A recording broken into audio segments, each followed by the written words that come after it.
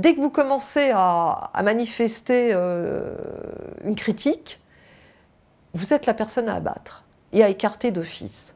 Et moi, je subis ça de manière chronique depuis 2 ans et demi, quoi. On écarte les personnes trop aimantes, trop affectueuses et qui veillent finalement sur leurs parents. Donc ils ne sont pas là pour faire de l'humanitaire, hein, ils ne sont pas là pour faire de l'altruisme, ils sont là pour faire du fric. Disons les choses claires et nettes. Moi, ce qui m'inquiète le plus, c'est la prise en charge médicale. Quand on s'aperçoit finalement que parfois c'est des personnes qui font le ménage, qui sont amenées à distribuer les médicaments, on prend peur. On est vraiment dans le hard discount, on est dans le low cost, hein, on est dans le leader price de la médecine. Donc ils font des économies surtout sur les pansements. Combien de fois j'ai vu que le pansement de mon père n'était pas fait, qu'il sentait mauvais. Et on me disait, c'est dans votre nez. Des gens qui appellent au secours dans leur chambre, personne ne vient. Ma mère qui tombe une nuit, je suis obligée de faire venir les pompiers. Pendant 1 heure, elle est au sol, quoi. Mon père s'est retrouvé dans le coma parce qu'en fait, il avait une double infection qui n'était visiblement pas traitée, doublée d'une déshydratation sévère, plus l'abus de psychotropes. Donc ça l'a plongé dans le coma, et si je n'avais pas été là, il serait décédé. Ça m'a été reproché, figurez-vous. Ça m'a été reproché. C'est toujours la directrice qui décide.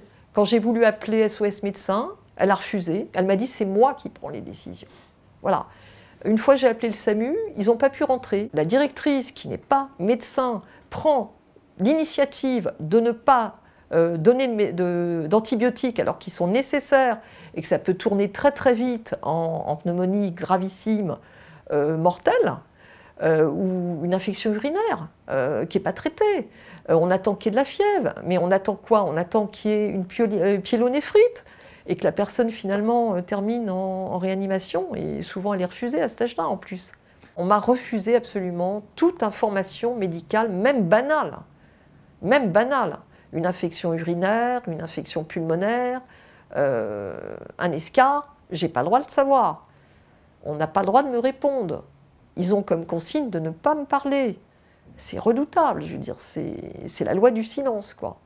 Mais qu'ont-ils à se reprocher pour prendre autant de précautions? Dès que je fais une remarque et qu'elle est justifiée, j'agresse. Dès que je demande des nouvelles, que j'appelle 2 fois de suite parce qu'on me dit qu'il faut mieux rappeler, j'harcèle. Voilà, donc que faire? J'ai été interdit de visite. J'ai été mise en quarantaine, c'est-à-dire interdit de monter dans la chambre, interdit de venir le week-end, de venir à certaines heures, et j'ai même été maltraitée physiquement. Il y a des plaintes qui ont été faites, et pour l'instant elles ne sont pas instruites ou elles ont été classées. Il y a une hypocrisie totale. C'est-à-dire qu'on n'intervient pas parce qu'on sait que ces personnes de toute façon vont mourir. Et donc on ne classe pas les plaintes, mais on attend de les instruire, parce que la personne sera probablement morte entre-temps. Voilà. Et donc c'est scandaleux. Moi je veux dire, c'est révoltant. Je veux dire, je m'en remets toujours pas. J'ai toujours vu quelque part que les institutions, finalement, elles ne veulent pas quelque part mettre en péril les EHPAD. Pourquoi? Parce qu'il y a un impact social-économique tellement important. Certains groupes sont cotés au CAC 40. Je veux dire, il y a des dividendes terribles pour les actionnaires, des fonds de pension américains qui s'investissent, internationaux. Donc on ne veut pas mettre en danger, mettre en péril tout ça. Donc on essaye un petit peu de minimiser les choses. Il ne faut pas faire de vagues.